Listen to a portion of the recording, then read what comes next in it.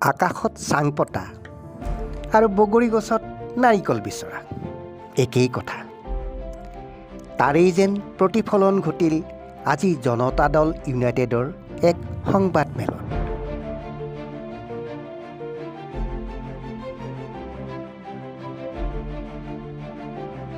JDU जिंदाबाद जिंदाबाद जिंदाबाद JDU जिंदाबाद जिंदाबाद जिंदाबाद नीतीश कुमार जिंदाबाद जिंदाबाद जिंदाबाद डेविड जोगी जिंदाबाद।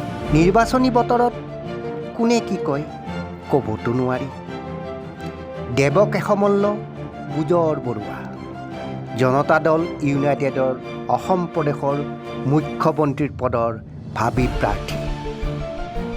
প্ৰথম পৰ্যায়ত 6খন, দ্বিতীয় পৰ্যায়ত 8খন আৰু তৃতীয় পৰ্যায়ত 21খন আসনত প্ৰতিদ্বন্দ্বিতা কৰি কমেও 15খন আসনত জয়লাভ কৰি মুখ্যমন্ত্ৰী হ'ব।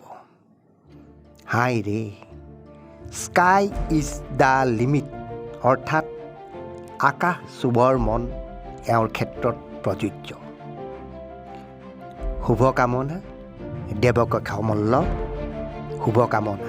আগৰ দিনকেইটাত যিকেইটা চৰকাৰ আছিল তেওঁলোকক মানুহে লগ ধৰিব, ৰাইজ যদি যায় তেওঁলোকক নানানটা গেট পাৰ হ'ব লাগে, দালাল চক্ৰ থাকে, পাছ ল'ব লাগে, তথাপিও ৰাইজ বিমুখ হৈ ঘূৰি আহিব লাগে।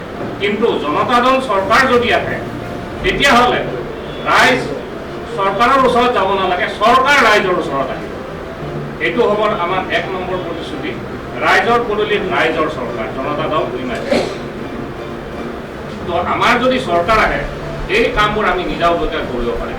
আমি উদ্যোগীকৰণ আৰম্ভ কৰিম, উদ্যোগ আমি এটা আন্দোলন গঢ়ি তুলিম য'ত আমাৰ ল'ৰা ছোৱালীয়ে তাত চাকৰি পায়। আজি ঠাই ঠাইত আমি দেখা পাওঁ যে তাত উদ্যোগ নাই। কালি মই পশ্চিম গুৱাহাটী, যিহেতু মোৰ সমষ্টি, মই পশ্চিম গুৱাহাটী বহুত অঞ্চল পৰি থকা দেখা পাইছোঁ, বিস্তীৰ্ণ অঞ্চল।